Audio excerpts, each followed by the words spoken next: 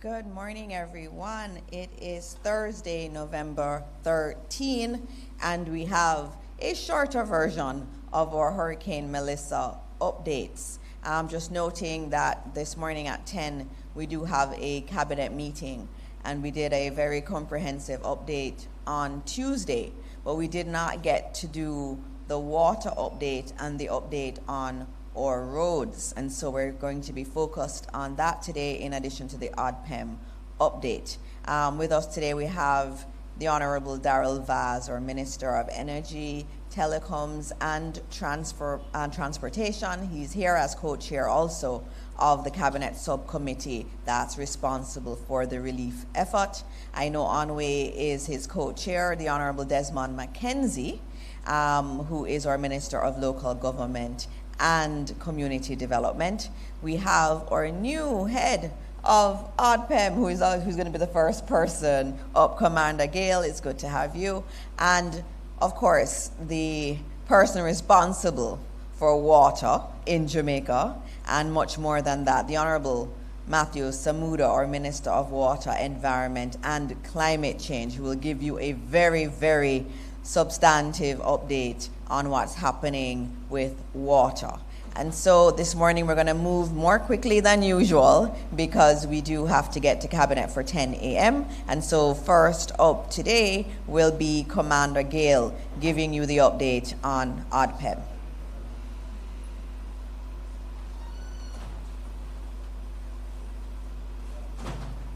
Good morning, Jamaica ministers, colleagues in the room.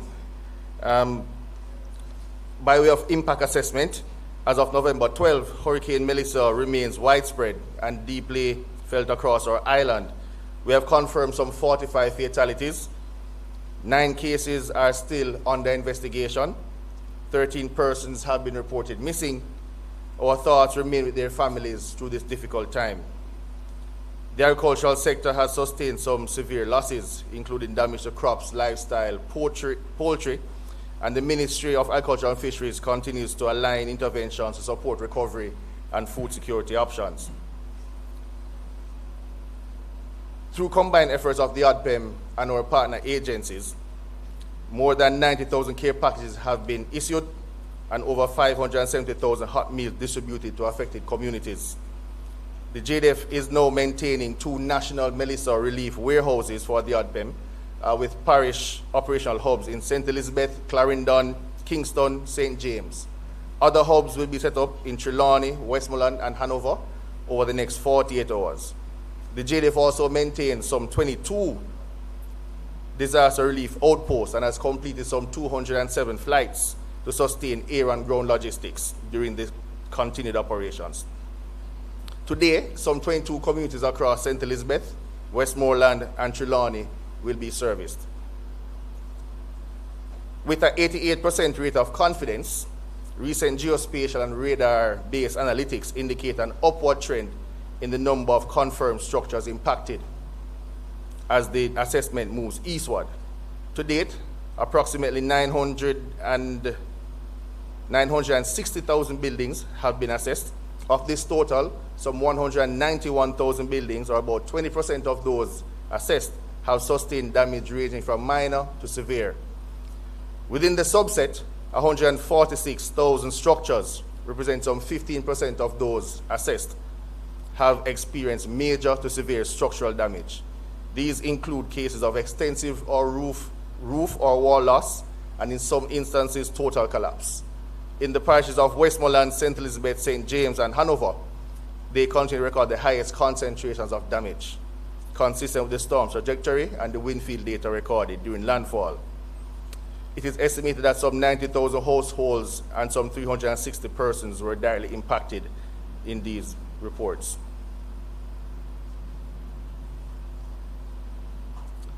The preliminary spatial data map shows dense clusters of destruction along the coastal and low-lying areas, particularly those in the agricultural and residential zones, where flooding and storm surges have compounded wind-related impacts.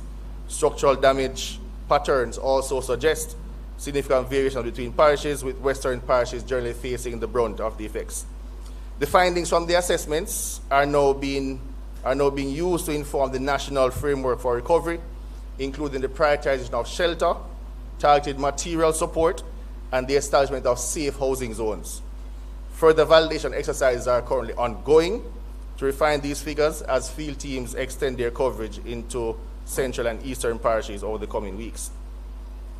The National Works Agency has reopened most of our major roadways, with clearance efforts continuing in the most affected parishes. 229 roadways are currently restricted to single-lane access only, with some 33 roads remaining blocked. The JPS has now restored power to approximately 64% of its customer base, while the National Water Commission has restored supplies to in excess of 70% of its customers. Our telecom providers have been able to restore close to 60% of their network. The Ministry of Labour and Social Security continues to coordinate the shelter management and social support, while the Ministry of Health and Wellness has expanded emergency care through mobile clinics, field hospitals, mobile pharmacy care clinics. The Fire Brigade remains active in water distribution to hospitals and shelters and search and rescue operations on land where necessary. On the matter of donation and financial contributions, the national recovery effort continues to be strengthened by the extraordinary generosity of individuals, organizations, and partners both here and abroad. To date, over some 15,000 donors have contributed a total amount of over 540 million Jamaican dollars to the government's official disaster relief platform. These donations reflect the deep compassion and unity of the Jamaican people, the private sector, the diaspora, and the international donor community. Our church and faith-based groups continue to play an invaluable role in the recovery efforts as they have undertaken large-scale distribution of food, clothing, and care packages across multiple parishes, ensuring helps reach those in the most vulnerable communities.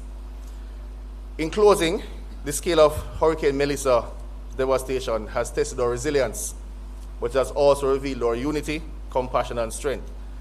I want to thank the Jamaican people, particularly those in the most affected areas, for their patience, understanding, as the ODPEM continues to coordinate the national relief efforts through all ministries, departments, agencies, and our partners. We recognize the challenges in many communities are facing, and we assure you that every arm of government, alongside our local and international partners, are working tirelessly to get the assistance to those most needed. Your cooperation and calm during this difficult time will strengthen our ability to respond effectively together. Thank you, and God bless Jamaica.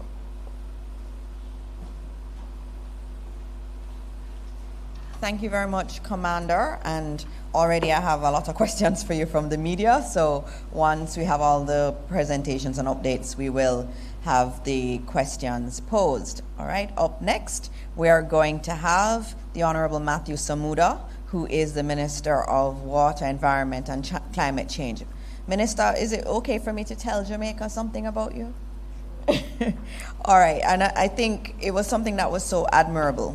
As many know, COP is happening, which is the big meeting of all of the environmental groups around the world, looking at how, as a global community, we can address climate change. Minister Samuda is a very important figure, and Jamaica plays a very important role in those conversations, and Hurricane Melissa shows the importance of our advocacy on climate change, and he was to be there, and he said he would only go if he got water restored to a particular percentage. And when he didn't see it at that percentage, which was a high percentage that he had set for himself, he said he was not going.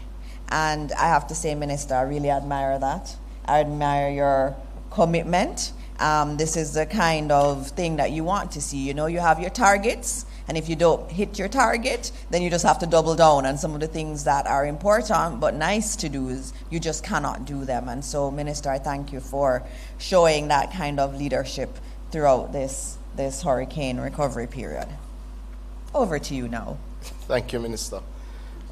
I do hope that we will be at that point tomorrow, allowing me to attend on Saturday. I want me to greet colleague ministers Vaz and McKenzie, Commander Gayle, heads of agencies, permanent secretaries, members of the media, and Jamaicans who may be watching or listening at home. The impact to the National Water Commission's operations of Hurricane Melissa is indeed extensive. The disruptions, damage, indeed lost revenue, reduced collections, and cost of relief and restoration will exceed 10 billion Jamaican dollars. The Cabinet has been appraised of all of the issues that affect the Water Commission and has been presented with a restoration and relief plan. That plan includes clearing access to sites, temporary repairs to raw water transmission and distribution pipelines, installation of standpipes in communities without electric power where the water treatment plants in the area have power, trucking of water, both through the Water Commission's own trucks and through members of Parliament and indeed the municipalities, office building repairs, purchase and rental of standby generators. This first phase of our restoration plan will cost 3.25 billion Jamaican dollars. And specifically, for your information, as I mentioned, clearing of access sites, temporary raw water pipelines, as in the case of Great River, as you would see on the side of the road where we've had to retrofit a system, repair of major transmission mains, as in Lilliput, and in sections of St. Elizabeth where we would have had land slippage, we should have broken pipes, repairs of distribution mains, equipping secondary production centers with standby generators, trucking of water into communities with no supply, and very important, repairs to office buildings in the most affected parishes, which would have seen particular impact, as well as procurement, emergency procurement of all water trucks that are available in Ireland to increase our capacity to respond.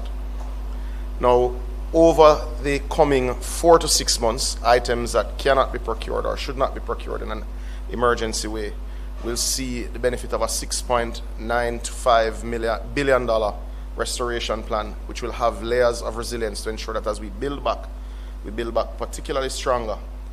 We've also identified 4 large generators at some of our plants that have not performed as per expectation, and we'll be replacing those over the 4 to 6 months to harden our infrastructure going forward. Now that's a general overview of the plan. I'm going to go into some particular elements and firstly share where we are. As at this morning, we are at 76% of customers being restored. Now that is indeed an important distinction. I'm not sure if someone else is shifting the presentation. That is an important distinction. We have showcased on the screen here the particular number of systems which have been disrupted. 496 systems remain disrupted. 267 systems are now active, a doubling of the number of systems which are active since our last update last week, Minister. So a total of 763 systems. Now, 763 systems may also have multiple pumping systems as subsystems, as you have lift stations to go into hilly communities. But it is correct to say that 76% of our customers have been restored. The next slide, which is particularly important, is indeed the total number of customers which have been restored and the number of customers which have not been restored. 130,000 customers remain unrestored this morning. Now, these are customers of the NWC.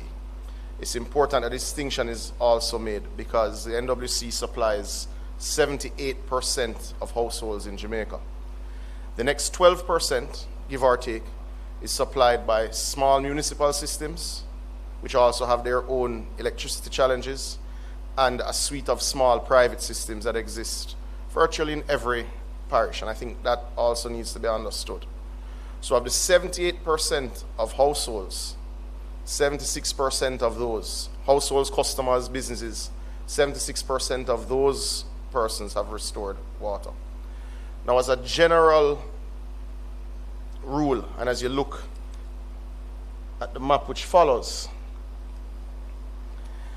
for general understanding, it is the plains around the coast which have been restored.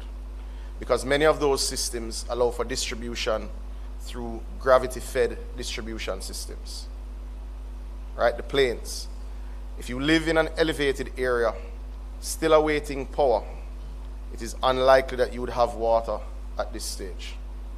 Now, we have deployed over 45 rented generators thus far, in addition to the 30 plus that the NWC used to operate its treatment plants and indeed some of its larger distribution systems, right? But as we did mention, there are 760 plus systems, which in many cases, many of them are very small, and they do not have generators. The other issue, and we had given these numbers before, this is consistent with the numbers we had presented in terms of what the society should expect. There are very few other generators left to be rented by the Water Commission that currently exist in Jamaica. We use triple phase power, and I think that on the subject of generators, as we move to our relationship with JPS, needs to be understood. The supply of water is inextricably linked to the supply of JPS.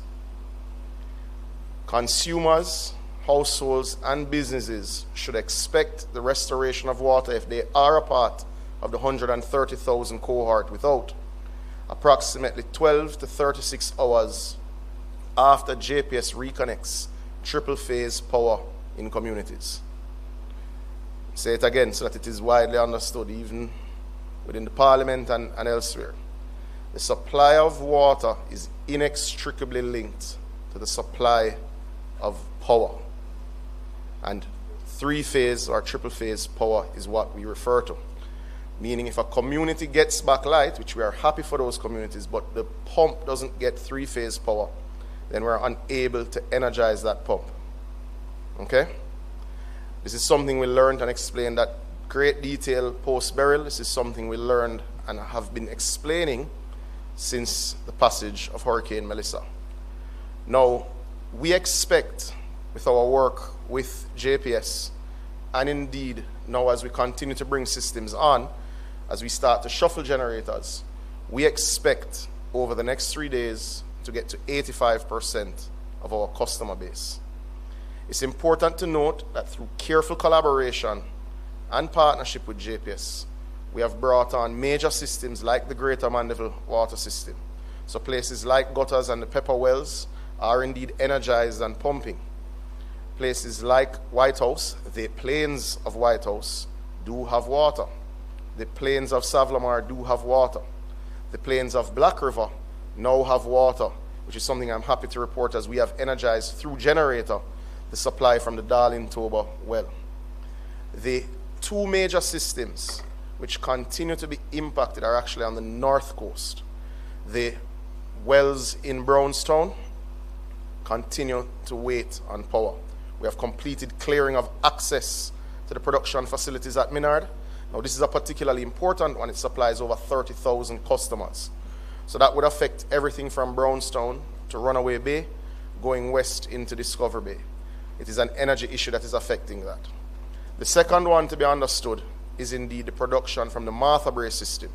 The Martha Brae system affects everything from the western boundary of St. Anne to central St. James, being the terminal reservoir, which also affects places like Cornwall Regional. That plant is operating at approximately 50% because it is not yet energized by JPS. It is a backup generator that we are running, which means as you backfill the lines, you will have challenges in and around that area. Whereas we have completed the repairs to the Lilliput distribution line, all of those areas on the coast, Lilliput, Barrett Hall, going west, now have water, certainly on the flat. We are looking to move some of the generators that would have been on systems which have now been powered up, certainly through St. Catherine and Clarendon, into the west over the course of this weekend, which will also increase the distribution footprint of the Water Commission.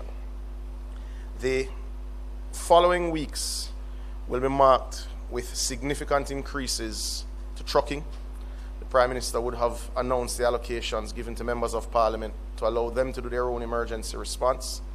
We'll be making a similar allocation based on Cabinet's approval to the municipal authorities so that they can engage also for their small systems.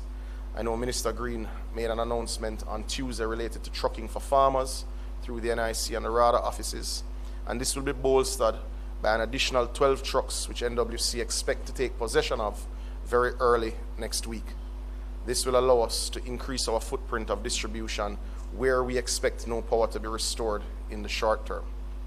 The second issue is that the government is actively procuring 30 additional standby generators, which, based on our assessment and based on discussions with JPS, will help communities which have the longest wait to come. That's important to understand. And the third element is that the government is and has put out a call to all tank producing companies that we're aware of in Jamaica. There are 4 manufacturers who produce tanks in Jamaica. We have asked them for their total assessment of free capacity, meaning how many tanks can you produce.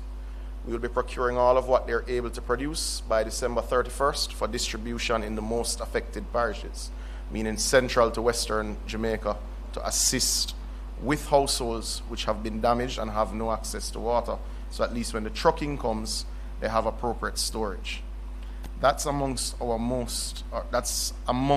of our solutions that we've put in place. We are in a better place today than we were 3 days ago, and we expect to be in a better place in 3 days than we are today. We expect to hit 85% in that 3-day mark. The last 15% will be particularly challenging. The last 15% is not achievable without close partnership with JPS. That number will only shrink as those pumps are energized. That reflects where the MPs, the parish councils, and indeed NWC will have to expand its trucking footprint. Not easy to be in the 15%, but I do need people to understand the particular issues that we face. So I hope that is understood now.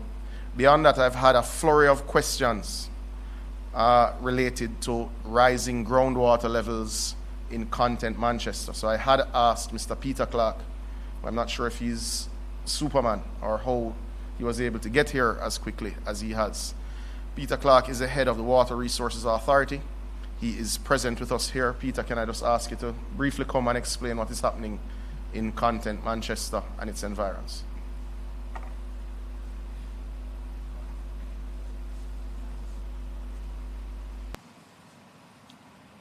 Good morning, Minister. Thanks for making sure that I'm here, sir. I had to be when I got that call immediately. Good morning to all our viewers and listeners. With regard to Content, Manchester, and there are some other names that are around. Some people may know it as Kirkvine, and some people may know it as South Kendall. We're speaking about the same area. What is happening there is that in one sentence, groundwater has been rising. Why is groundwater rising? Now, that is the scientific question. What is happening is that there's an aquifer. Water is flowing underneath the whole of those lands and those properties. But it is not the normal aquifer that a lot of you are accustomed to, which is a sand, earth kind of aquifer. It is more limestone. So because of the limestone, there are a number of conduits and caves and caverns that are underground. So the groundwater has been flowing into the area. What is happening also is that groundwater advances very slowly. It doesn't advance forward underground as fast as a river flows above ground. So because it advances slower, and we had a lot of rain through Melissa, a lot of rain before Melissa, it means that our aquifer, in simple terms, filled up. And since it can't go forward as much, it has been rising instead. Now, in this area, there are sinkholes, and normally these sinkholes pull the water away, drain the water away from the low-lying areas. But in this instance, because the aquifer has so much water, which is under so much pressure, it's pushing water up the sinkholes. So the sinkholes are having a reversed effect, and that is where the water actually, most of the water is being sourced from that is coming into the Content area. This was recognized over a period of a little bit more than a month. From prior to Melissa, we'd been monitoring, and underground, the water has risen roughly 300 feet from the normal level that the aquifer was at. It has risen roughly 300 feet. A little bit more now, because now it has also popped out and is coming up out of the ground in these areas. we have installed monitoring gauges in that area, and over time, we had been seeing for the last 2 weeks essentially a groundwater rise above surface of 1 foot per day, which is a very high rate of flow of rise for this area. And just of late, in the last 24 to 36 hours, we've been noticing a little bit of a fluctuation where it slowed down a bit, sped up a bit. So we're hoping, and I can only say that we're hoping at this stage that the groundwater is balancing out, and then eventually will start receding. Is this the first time that this is happening there? No, it isn't, actually. We had a major flood in that area in 2002, and we also had a very serious flood there in 1977, when, as a matter of fact, unfortunately, 2 lives were lost in that instance. In this instance, a lot of care has been taken by the powers that be. I understand that the Member of Parliament, the councillors, everybody had jumped up and got mobilized, all of the people that were in that area, and it is my understanding that a lot of what was happening there, a lot of the property has been salvaged, saved, and been put away for preservation, so that the people would not have lost that. So the question is, when is it going to recede? When is it going to really start receding? That is something that we can't say immediately. However, the other question is, how fast will it take to go down once it starts receding? Well, that is once it starts receding, our gauges are there. We can monitor those gauges, and then we can now give an estimate of how long it will take to recede. The last time, June 2002, in early June, the flood started, and the end of June, it had basically receded. So in that instance, once it started receding, it took about 3 weeks. We will see what is happening here in this case. And that is the situation, essentially, for Content Manchester. There are other areas, Minister. I don't know if you want anything to say. Okay, so we are monitoring other areas, of course. We are monitoring the New Market area, which is traditionally known for flooding. We're monitoring Chigwell, again, that has flooded out in the past a number of times. We're monitoring Monique in St. Anne. In Cambridge, in St. James, there is some amount of flooding there, and that is because the river, the Sevens River, has broken its banks, and it is not groundwater in this case. It is now the river that has basically diverted in through the community, similar to what has happened with Cave River and also Brighton outside of Santa Cruz. These places have been terribly devastated, and in all instances, it's not groundwater rising. In some instances, it is rivers that have broken their banks, and in some instances, it is just a phenomenal amount of rainfall that flowed down into these depression areas. But once the communities are built out in the areas that are low-lying, it is anticipated, unfortunately, that if groundwater rises or if there's a lot of surface water running in, that there will be some amount of flooding, which is exactly why our friends at the Met Office say that the people in the low-lying areas need to be extremely cautious and take heed and all of that because of the possibility and their vulnerability to flooding. Thank you, Peter. So in summary, the Water Commission has been impacted by Hurricane Melissa to the tune of $10.28 billion, and that includes its restoration and repair work that must be done, purchase and rental of generators, and of course fueling of generators, purchase of additional water trucks, as well as engagement of private suppliers, and running lift stations 24 hours a day in some cases where it is safe to do so, and of course purchase of water tanks. The primary takeaway we would ask that the media and the public take away from this discussion is the inextricable link of power and your water distribution. We cannot restore water where there is no power. We are working very closely with JPS, and we will start this evening, Delano, publishing the list of pumps by parish which are awaiting power so that persons are clear. We will also work with JPS so that by this weekend we'll be able to give projected times. Projected times may not be what you want to hear, but it will be our best estimate of when we are able to supply you. Thank you so much, Minister. Thank you very much, Minister Samuda, for that update. And you heard you're going to be getting all of the information on the systems that are not up and that rely on JPS and some estimate of time. And I think that explanation on the aquifers and the rising water was absolutely excellent, because a lot of people have been asking, and I've seen it in content and Brighton Road off of Santa Cruz, and it is quite scary when you look at it and you're like, why is there all this water here? And so it's very good for you to explain to Jamaica that. And so I hope you'll stay with us so that if there are any more questions that we can get them answered.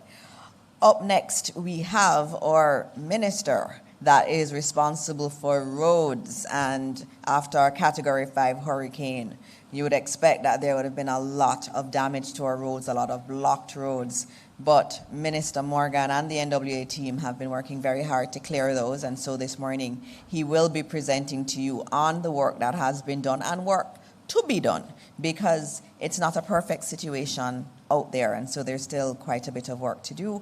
And so this morning we welcome Minister Robert Nestor Morgan to come and give his update on the roads.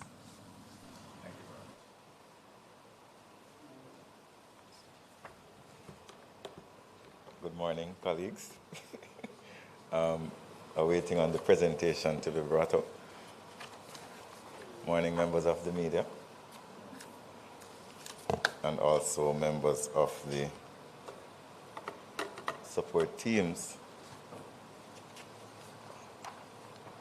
Thank you very much.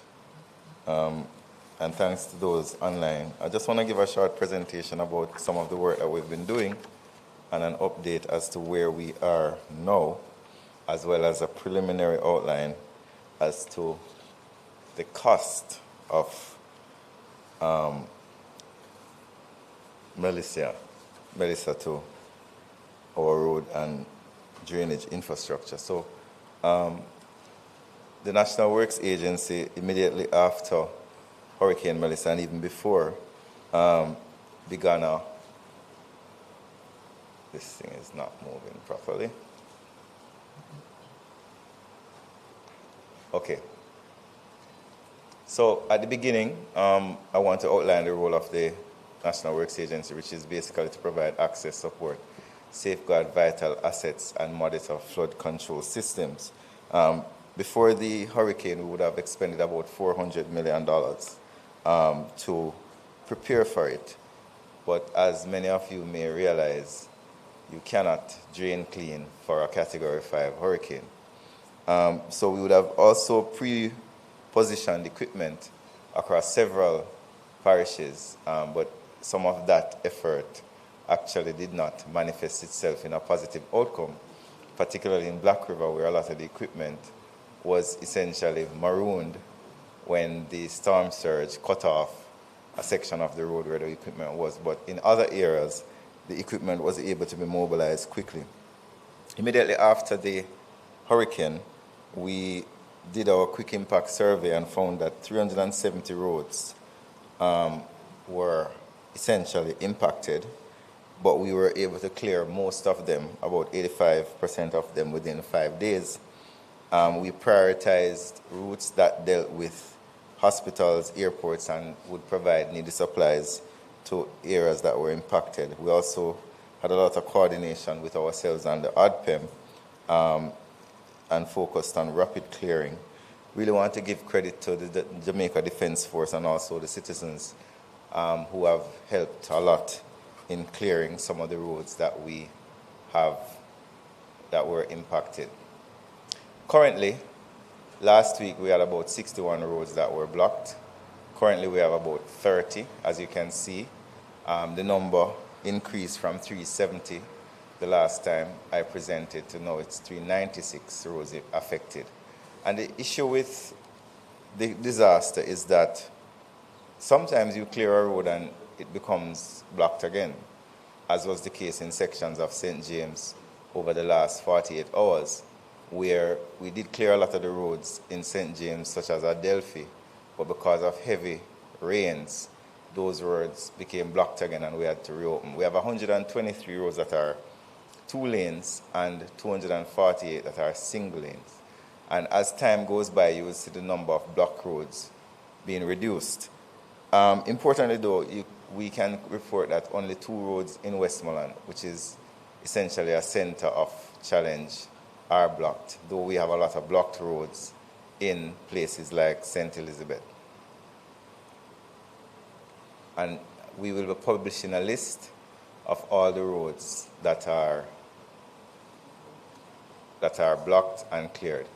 I just want to give you an example of some of the work that the teams have been doing, both citizens and public sector teams. I want to also give a shout out to the Forestry Department, who have assembled a team of sawmen and are heavy in places like Trelawney, where we have some very large trees, some of them at least 78 in width, which normal sawmen were not able to fully deal with. So the sawmen have been an important part of our efforts, as well as local backhoe operators and citizens as well, and we want to really thank the citizens.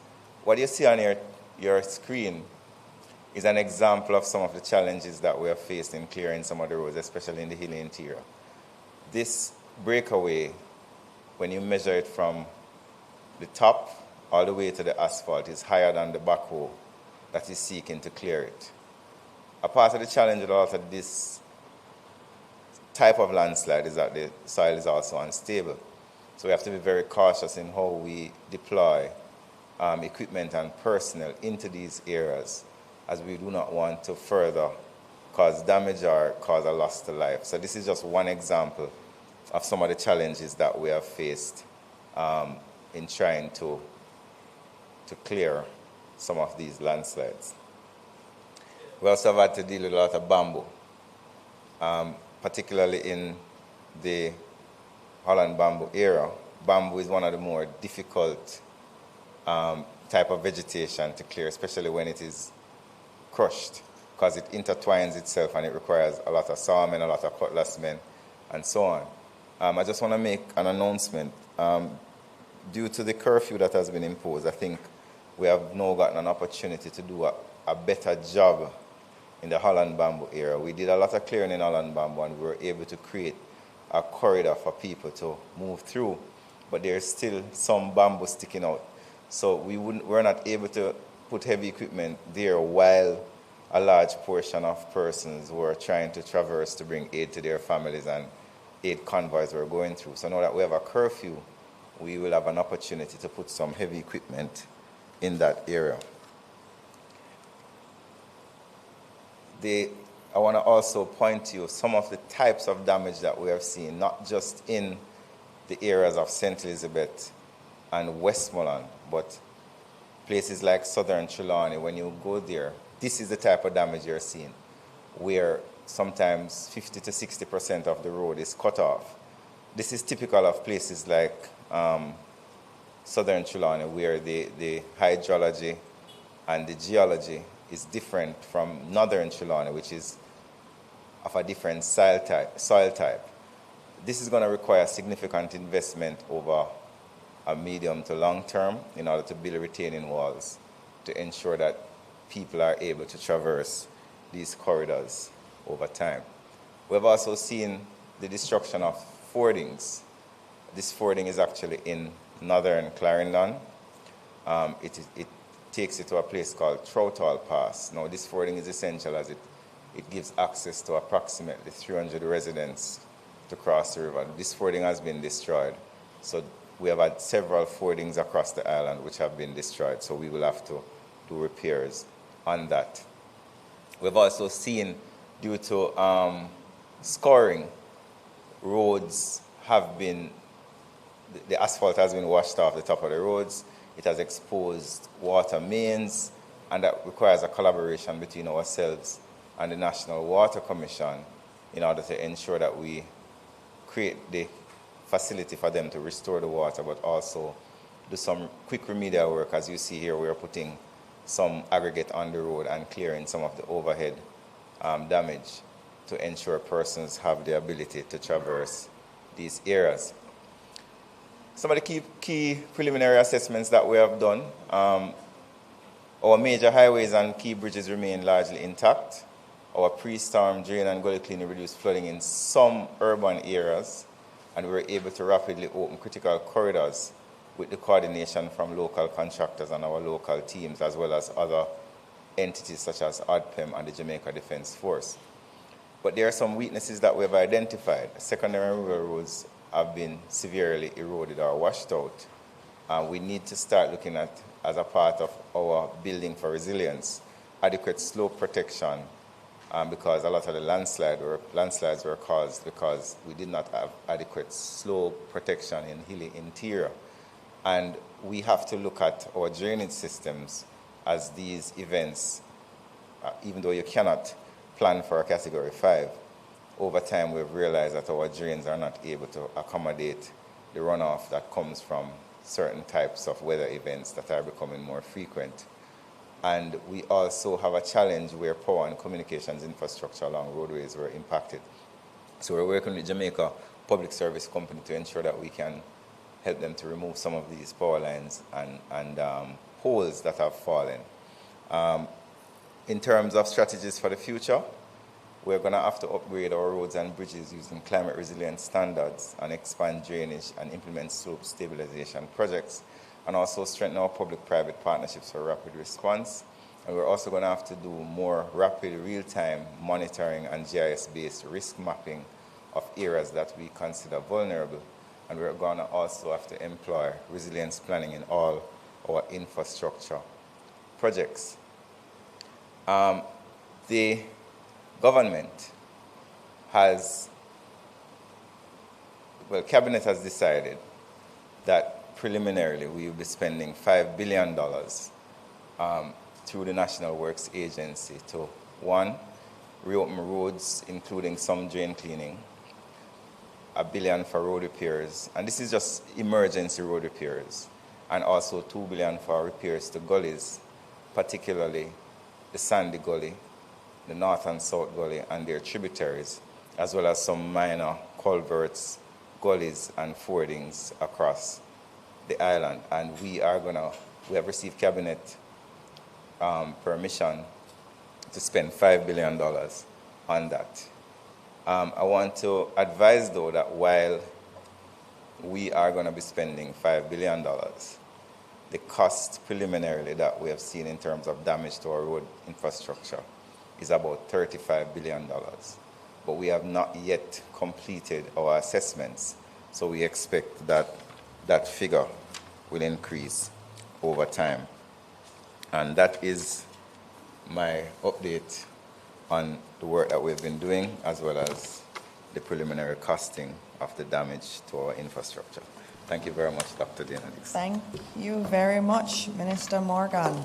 And I know the team has been working very hard. You see the work everywhere, including in very, very rural parts that I was in yesterday. I see the work of the NWA team. Up next, as we try to close out, I know that Minister Vaz, you had wanted to address a particular matter. We did have a comprehensive update from Minister Vaz, but I do know that you want to address a particular situation that's been making the rounds. So, Minister Vaz, whose birthday is it? Is it Minister Vaz's birthday? Oh! We'll soon sing for you. Morning to everyone. A quick update, as I gave a comprehensive one 2 days ago, but just out of transparency and good communication. Recovery efforts continue. As we know, today's update will outline the latest restoration activities and continued work with our partners. Energy, as of this morning, 67% of JPS customers, representing 686,000 households and businesses, have had power restored across the island. 77% of major private and public hospitals have been restored, and the JPS, I understand, is having a detailed press conference at 2 p.m. today, which is why they're not here. So I will leave the better and more specific details to them. Happy to know that they are now having their own press conferences on a regular basis, because the people want to know what's happening with the light restoration. Digicel has brought back 60% of its mobile network, while fixed business services remain at 89% and 75% respectively. Current focus is now on Hanover, where teams are working to improve performance, and in St. Anne's Bay, Runaway Bay, and Discovery Bay, where crews are rebuilding and re-strengthening fixed network connections. 8 sites are scheduled for rebuilding within the next 2 weeks, and technicians are realigning the microwave antennas to restore traffic routing from the grill, which is expected to be completed within 2 to 3 days. Also, the Starlink backhaul installations remain ongoing, and plans are underway to redeploy a connection point in North Trelawney to strengthen reconnection efforts. However, the mobile site deployment in Waitabit, Trelawney remains on hold pending landlord clearance. Flow reports continued improvement in both fixed and mobile services. Approximately 75% of fixed sites are now operational, and commercial power stabilizes in more areas. Since Wednesday, November 12, 67 additional network nodes were restored, bringing fixed customer connectivity to 53% island-wide. Restoration has been strengthened along key corridors, such as Port Antonio to Anota Bay, Mandeville to Santa Cruz, and Port Antonio to Morant Bay, while further work continues on the Ocho Rios, Spanish Town, Falmouth, Montego Bay, and Mandeville Maypen routes to expand access and stability. On the mobile sites, 58% of sites are now back online, representing approximately 90% of re-hurricane mobile traffic. Service has been restored in several affected communities, including Darliston and Little London in Westmoreland, Bonnygate and Charlestown in St. Mary, Boston Bay in Portland, Kelly's, Crawfield, and New Bowen in Clarendon, and Prattville in Manchester. Airports. Both airports continue to remain fully operational, with Montego Bay getting back light yesterday or the day before. Sangster continues to have scheduled flights and relief flights, and therefore that is excellent news. As was indicated before, we are now seeing the seaside of relief coming in now, as the seaports are now open and container vessels have started to arrive as early as Sunday, and I understand one arrived in Montego Bay on yesterday. So that, along with the cargo relief flights that are coming into Norman Manley and Montego Bay and Ian Fleming, means that the relief efforts will continue, especially humanitarian. Let me take time out just to indicate that there was an unfortunate post yesterday by a musician indicating that there were some wrongdoings in relation to the cargo that came for relief.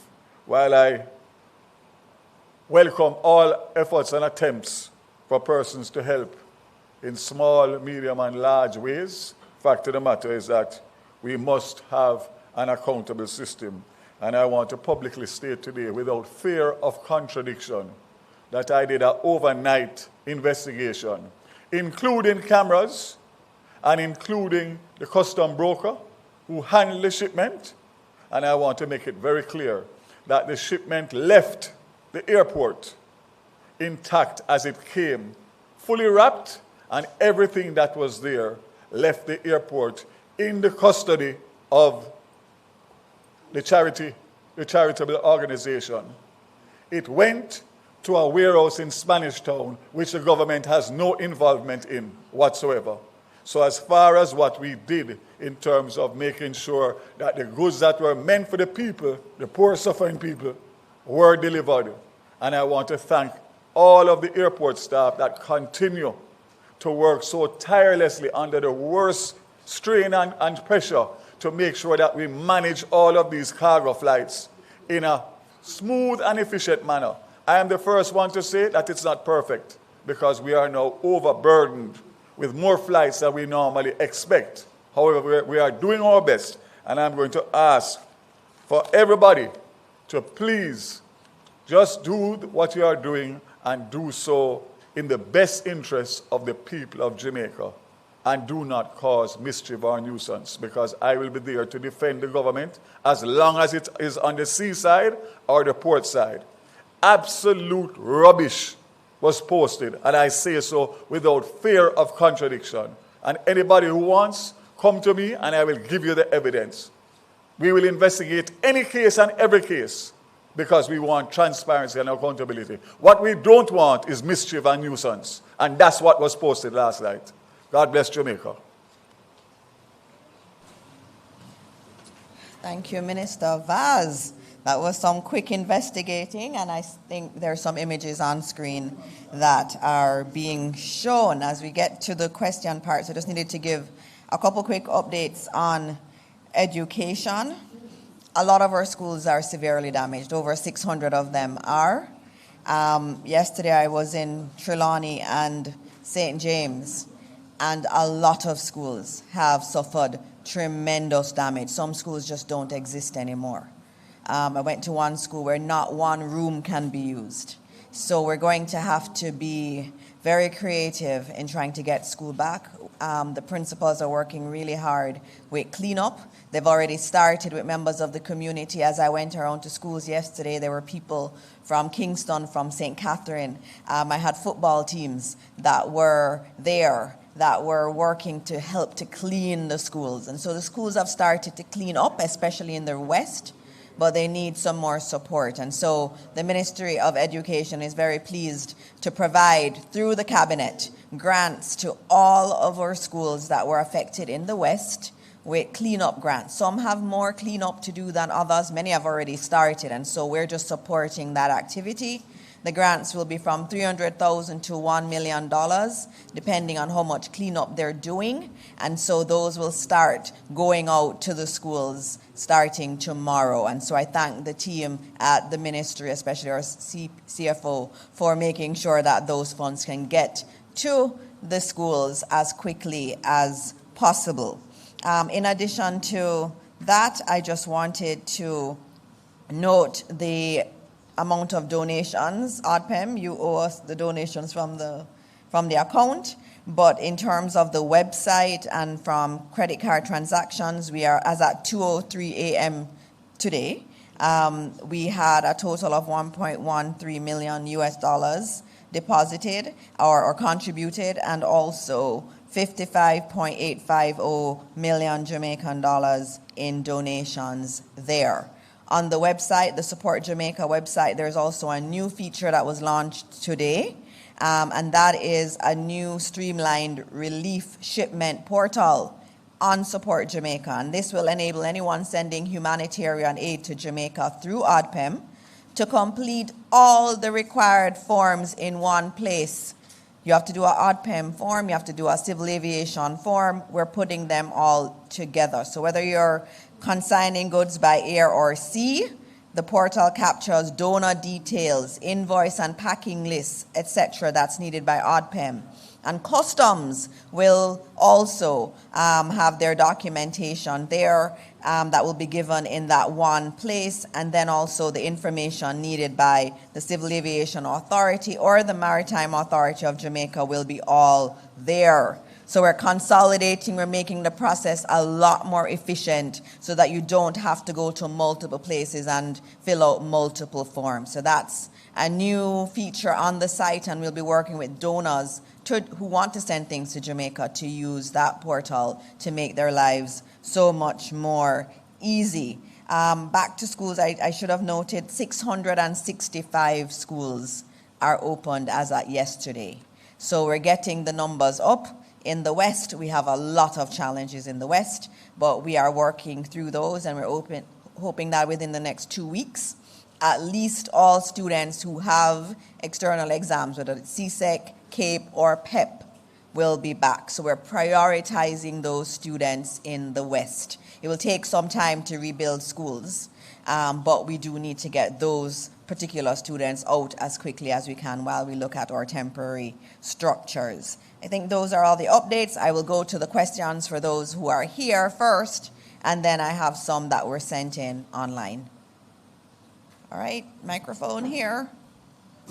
Who's treating with microphones today? Is there no one dealing with microphones? All right. Please stand, say your name and your entity. Good morning, Adira Truth from Roots 96.1 FM. Nice to have Roots here. Thank you. My question is to Mr. Clark. Mr. Clark, given the repeated aquifer-driven flooding in areas such as Content, is the Water Resources Authority recommending any technical limits or guidelines on development in those zones? All right, good morning, and thanks for your question. The fact is that whenever an application for development is made, I think it's made to the municipal corporations, it's made to the parish councils, basically. And then, because the parish councils inherently will not have all the expertise in-house, they then pass those applications around. So they'll go to the fire brigade, they'll go to the health, they'll come to water resources, they'll go to NEPA, wherever. And a part of the WRA's response is to analyze the application, analyze the area that it is, and then make a recommendation. So the recommendations do come from, there are recommendations that come from the Water Resources Authority, whether an area is flood prone, so care needs to be taken, whether the area is, for instance, a fault, because we do monitor this sort of thing, if there's a fault or a fault line in the area, whatever it is. So the recommendations are made, and then now it is then now the final decisions are made otherwise elsewhere, and that is what happens. But essentially speaking, there is a very robust development process that is here in Jamaica. All right, thank you very much. All right, next question. Good morning, everyone. Katie Paul from NCUFM News. I have 3 questions, one for... 3, okay. Remember, we have to be quick, but yes. Go ahead, give us the 3. So, for Minister Samuda, how has the hurricane affected the initiative to implement renewable energy to power water systems, and how soon can NWC... Can you repeat that question, the first one? Yes, so how has the hurricane affected the initiative to implement renewable energy to power water systems, and how soon can NWC get back to that? For ODPEM, in light of the climate change and repeated storms, are there any plans to update Jamaica's National Disaster Preparedness framework or introduce new technology for early warning and coordination? And for Minister Dixon, you talked about the schools that were completely destroyed. Are there any plans to revise school construction standards to make them more climate resilient? Yes. All right, thank you, Minister. The NWC is the single largest consumer of energy in Jamaica as an entity, meaning we are also the single largest customer of the JPS. It means JPS's stability is also tied to NWC's stability and consumption, meaning if NWC was to wholesalely remove itself from JPS, bills would actually rise to the remaining customers on the grid. However, as a part of Jamaica's NDCs being its nationally determined contributions towards its climate change mitigation efforts, one of the areas that we will reduce our energy consumption by bringing on renewables is indeed NWC. And this is being carefully selected for areas where it's appropriate so to do, meaning sufficient land space either for wind or solar. And in some cases, changing our fuel source and generating source, being using LNG for areas such as Gutters and Pepper, which has the deepest well second deepest well in Jamaica, and one of the most expensive pumping units. So yes, we are bringing on renewable energy. We would have brought on renewable energy with the commissioning of a new solar park at our Red Hills pumping station, which serves that general area, I think going up to about Swain Spring, right, Delano, somewhere in that general area. So we're already pumping using renewables. We expect to commence construction on our floating solar system at the Mona Reservoir, which will bring some 45 megawatts onto the grid sometime early next year. So we are well advanced in bringing on renewable sources, but we're also well advanced at engaging other suppliers for LNG-related solutions, which also bring down the emissions because it's a cleaner source of fuel, and we're working with JPS for other microgrid-type solutions. So it's a full suite of energy projects, which also include the purchase of over $1 billion of new efficient pumps, as many of the pumps that we use are 70 and 80 years old, so are particularly inefficient in terms of their power consumption. Thank you. Oh. To the climate change question before Commander Gayle comes. Jamaica has completed its national adaptation plan and intends to file it to the UNFCCC very soon as per the programs. Now, that national adaptation plan determines how strong our resilience is, how our infrastructure is to the risks that we face. We're also now using what's called the JSTRAT. It is the Jamaica Systemic Risk Assessment Tool, which is housed at PIOG and runs on a supercomputer. So Jamaica was the first nation on earth to evaluate the climate risk to all of its infrastructure. And that is both private and public infrastructure. So we've taken all the thousands of data points of JPS, the thousands of data points from the airports, from the NWC, from your banks, etc., from our coastline to determine what the climatic risk is. And that feeds into the disaster risk management plan. All right, as as Commander comes up, there are some other questions for you, Commander. So Okay. just noting, I will just give them to you after. All right, happy. So, as with any event of this nature, a significant after-action review will be committed, and through that we'll then determine what parts of our processes need to change, and then what technology we need to be brought on board. So we can expect that robust after-action review process to be engaged shortly after we've been able to settle a little bit. Thank you. All right. While you are here, let me find those questions that are specifically for you. Hold on. Let me get back to them. Just need to find them. There was a long list of them. Here we are. Some residents across communities in Northwest St. Elizabeth have complained that no relief supplies have been delivered in these areas by authorities. That's from the Gleaner.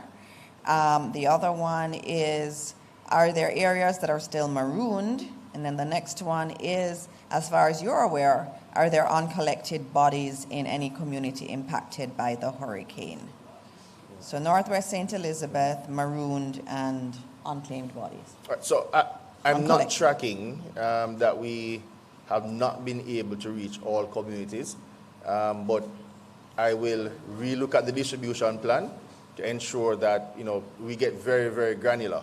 As we move into this phase of the relief efforts, I would have mentioned in the earlier discourse today the number of hubs, warehouses, the 22 locations being manned by the JDF, and I'll also add that there are further plans to get farther into the communities as they open up. So whilst we might be dropping in larger population areas, I could understand that maybe some smaller subsets.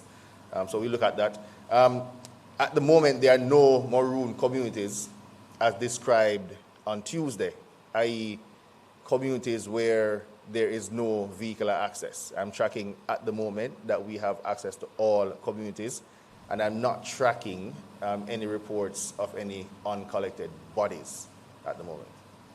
All right, thank you. I think those were all the questions I have for you. I had a question on schools and the construction of schools, which I should answer. It's a very good question. Many of our schools that I've seen that sustained damage, what made me quite unhappy was the fact that last year after Hurricane Beryl, some of those very schools were repaired. And 1 year later, we're back at repairing them. So that raises questions for me about the quality of work that would have been done. And it also raises other questions about standards and the standards of our schools. And so I've asked some of our multilateral partners to work with us to look at the building standards around schools, because it's not acceptable that you have a hurricane 1 year and you fix it, and then the next year you're back at it again. And so we will be doing that work. We have to build schools that are climate resilient. There are many schools that have done a tremendous job. They're trying to help themselves, and they'll add a classroom here and a classroom there, or they'll do some work on a new hall or something like that. And in many instances, as I've gone around, a lot of those have been destroyed. And so as we move forward, we're going to have to ensure that even where schools are doing their own fundraising and building structures, that they are built within particular standards. So your question is quite apt, because we have to get climate resilient schools in our country. All right. RGR. Good morning, Camille Williams from Radio Jamaica / Television Jamaica. The question I have is for Commander Gayle. Commander, you said that there are 146,000 structures that sustained major or severe damage in the hurricane. The question I have is how many are houses and how many of those are in the West? All right? And then the other question I have, how many families are now homeless and how many people do you have down as being homeless now? All right, Commander. So I can repeat.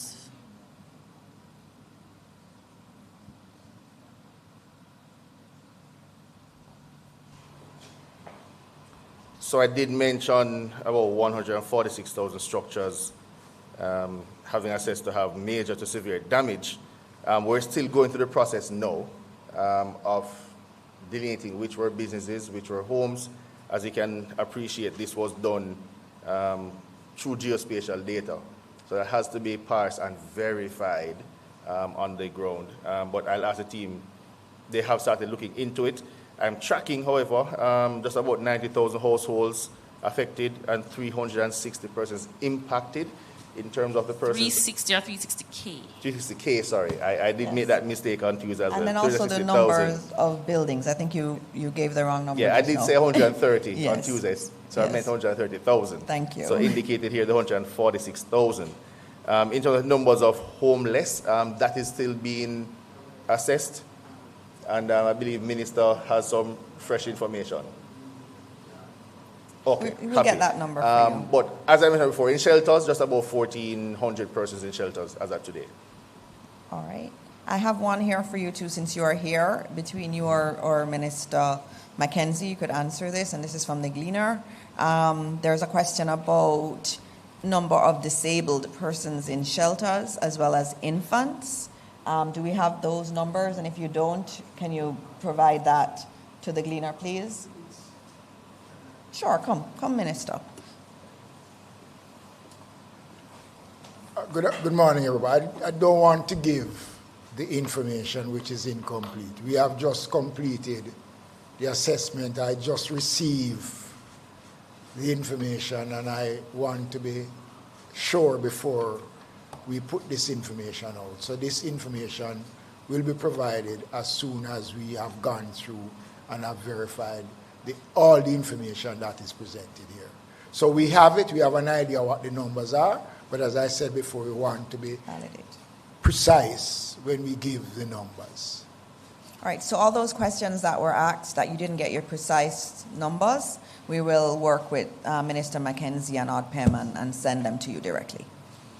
All right, I think those are all the questions we have today, and we are at the end of today's update. And just to note again, there are a lot of Jamaicans that are hurting. There are a lot of Jamaicans that don't have a place over their head. Yesterday, as I saw a little boy, it was a little girl, she came over to me and she was talking to me and she just hugged me. And she said, "My house mashed down."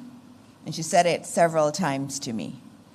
And she was staying with family in Trelawney because she's from St. James.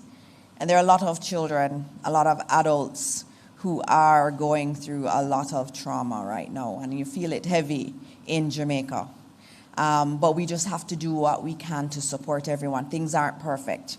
They're definitely not perfect. There are people in St. James with mud all over their house.